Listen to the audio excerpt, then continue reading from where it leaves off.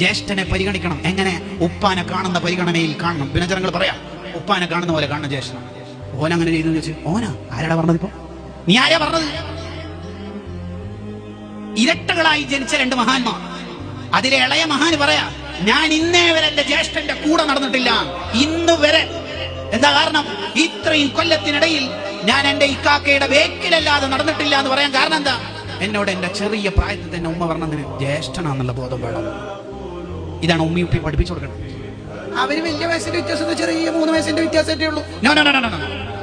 ജ്യേഷ്ഠൻ എന്താ വിളിച്ചത്? ജ്യേഷ്ഠത്തിനെ നമ്മൾ എങ്ങനെയാ കാണേണ്ടത്? ഉമ്മനെ പരിഗണിക്കുന്ന പോലെ കാണണം ജ്യേഷ്ഠത്തിയെ. നമ്മളെ അനുജനെ നമ്മൾ എങ്ങനെയാ കാണേണ്ടത്?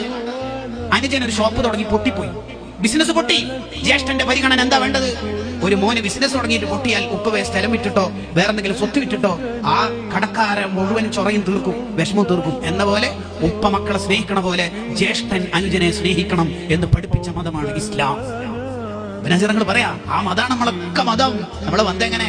മൂത്തമ്മയെ ഇളയമ്മയെ അഥവാ ഉമ്മാന്റെ സഹോദരിമാരെ പരിഗണിക്കണം. ഏതുപോലെ പരിഗണിക്കണം? അൽ ഖാലത്തു ബിമൻസിലത്തിൽ ഉമ്മി, ഉമ്മാന്റെ സ്ഥാനം കൊടുക്കണം ഉമ്മാന്റെ ഏട്ടത്തി അനിയത്തിമാർക്ക്. ബദറുദ്ദീൻ സർക്കശി റഹ്മത്തുള്ളാഹിയുടെ അഭിപ്രായ പ്രകാരം ഉമ്മാനെ ബുദ്ധിമുട്ടിച്ച അതേ കുറ്റം തന്നെ ഇളയമനെയോ മൂത്തമ്മനെയോ ബുദ്ധിമുട്ടിച്ചാൽ ഉണ്ട് എന്ന് വരെ ചർച്ചയിൽ കാണാം. പ്രബലാഭിപ്രായങ്ങൾ എതിരാഭിപ്രായങ്ങളൊക്കെ ഉണ്ട്, ശരിയാണ്. എന്നാലും ഇമാമിങ്ങൾ അത്രയും ഗൗരവത്തിൽ ചർച്ച ചെയ്തിട്ടുണ്ട്.